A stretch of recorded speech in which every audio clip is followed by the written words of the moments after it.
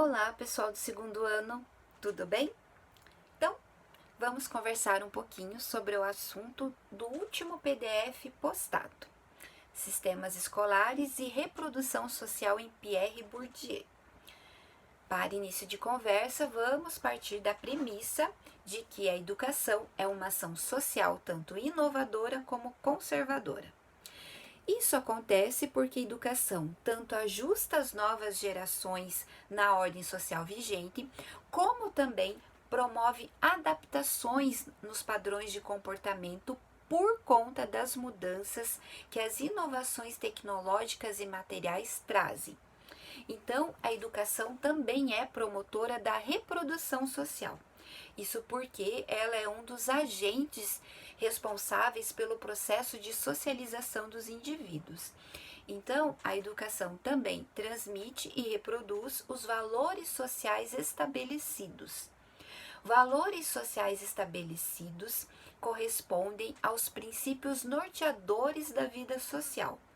E tanto os valores sociais como o processo educacional, tanto um como o outro, ambos se modificam no decorrer do tempo por conta da dinâmica social.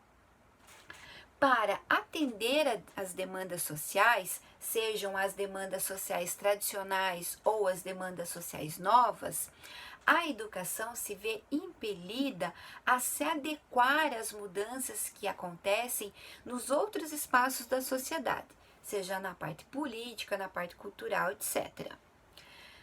Na teoria sociológica, nós temos duas correntes de pensamento teorizando a educação.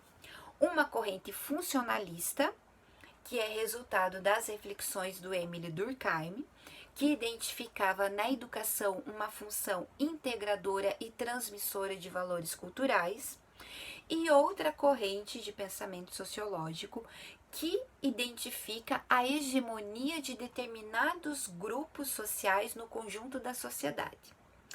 A essa segunda corrente de pensamento sociológico é que se filia a teoria do Pierre Bourdieu sobre a educação. O Pierre Bourdieu estudou o sistema escolar francês e fez isso de modo empírico, ou seja, ele estudou, investigou a realidade objetiva, o cotidiano concreto do processo educacional na França. E, em seus estudos, o Bourdieu identificou a ocorrência de diferentes tipos de desigualdade acontecendo lá no processo educacional francês. O Bourdieu percebeu que, quando os valores culturais da classe dominante tentam se afirmar como padrão cultural hegemônico para toda a sociedade, muitas vezes a educação escolar é usada como ferramenta para isso. E quando o sistema educacional aceita ser uma ferramenta de afirmação de um padrão cultural da classe dominante, ele acaba trazendo para a sua dinâmica interna a ocorrência de todas as desigualdades que existem nas outras esferas da sociedade. As relações de poder que existem na sociedade, muitas vezes elas ocorrem de forma não direta, de forma dissimulada, de forma disfarçada. Nem sempre essas relações de poder acontecem por uma imposição explícita, pelo uso da força física. Quando a imposição de um padrão cultural da classe dominante acontece dessa forma disfarçada, isso também é um tipo de violência, e o Bourdieu vai chamar isso de violência simbólica. Quando o sistema escolar se coloca nessa função de instrumento de consolidação de um padrão cultural da classe dominante, ele também acaba se tornando um espaço promotor de violência simbólica. O Bourdieu, seguindo seus estudos, também percebeu que quando a escola se compromete integralmente em ser um elemento de difusão e transmissão dos valores culturais da classe dominante, ela acaba se tornando também um simples espaço de difusão da, entre aspas, chamada cultura legítima. Cultura legítima nada mais é do que tudo que envolve a construção do padrão cultural da classe dominante.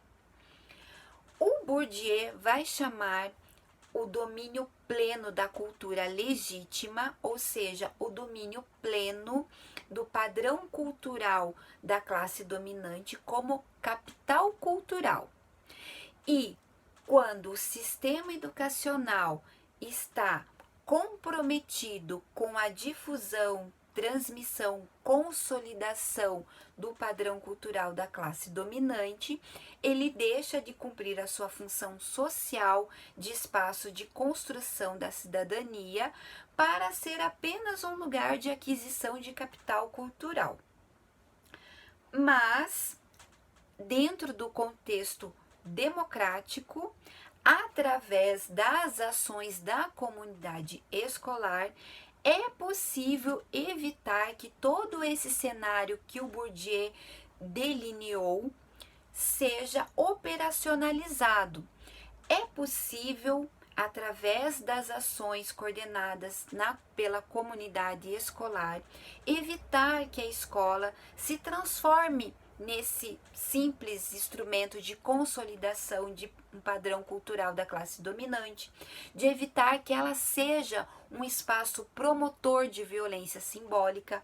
É possível evitar que a escola seja apenas um lugar de aquisição de capital cultural, mas que ela cumpra a sua função social de colaborar na construção da cidadania plena através do preparo adequado dos indivíduos para a vida em uma sociedade democrática.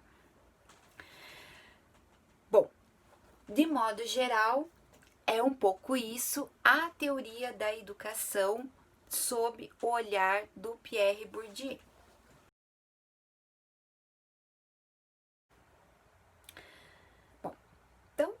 Aguardarei os mapas mentais de vocês. Espero ter ajudado com esse vídeo. Fiquem bem, se cuidem, boa semana e qualquer coisa, me escrevam.